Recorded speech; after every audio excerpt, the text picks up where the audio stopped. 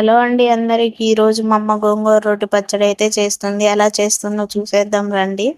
ముందుగా అయితే గోంగూరను అయితే శుభ్రంగా కడుక్కోవాలి. పచ్చిమిరపకాయలు కూడా కడుక్కొని ఇంకొకేసారి వండే తపాల్లో వేసేస్తుంది. గోంగూరను అయితే 2 సార్లు కడుక్కోవాలి. ఎందుకంటే ఇసుక ఉండిద్ది కాబట్టి ఇసుక పోయేంత వరకు కడుక్కోవాలి. తర్వాత ఒక టమాటా కానీ 2 టమాటాలు కూడా వేసుకోవచ్చంట. వేసుకుని టేస్ట్ బాగుండిద్దని ఇంకా అలా వేసేసి స్టవ్ మీద పెట్టేసి మూత పెట్టేసింది. కొంచెం పసుపు కూడా వేసింది ఒకేసారి.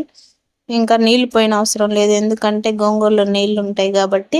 ఇంక ఇలా నీళ్ళన్నీ ఇంకిపోయేంత వరకు ఉంచుకొని స్టవ్ ఆఫ్ చేసుకోవాలి.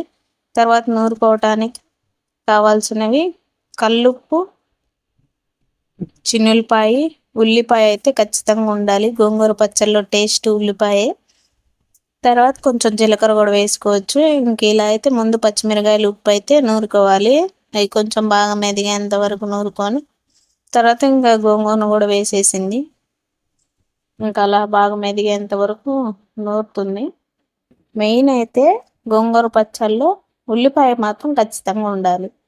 ఆ పచ్చి ఉల్లిపాయ టేస్ట్ బాగుండిద్ది తినేటప్పుడు. ఇంక ఇలా అవి కూడా మెత్తగా నూరేసుకొని ఉల్లిపాయ వేసేసి చిన్నులపాయలు కూడా వేసేసింది.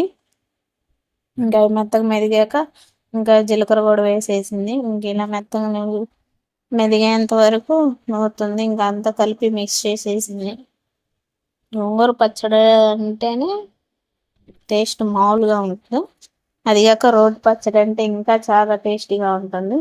ఇంక ఇలా మెత్తగా మెదిగాక తీసి ఒక గిన్నెలోకి వేసేసి ఇంకా తాలింపు అయితే పెడుతుంది. తగినంత నూనె వేసి అది ఎక్కాక తాలింపు గింజలు, ఎండుమిర్చి కూడా గోంగూరలో ఎక్కువగా ఉండాలి, బాగుంటుంది. తర్వాత కరివేపాకు వేసేసి ఇంకా మన నూరు పెట్టిన గోంగూర పచ్చడి అయితే వేసేసింది. ఇలా అయితే గోంగూర రోటి పచ్చడి చేసింది.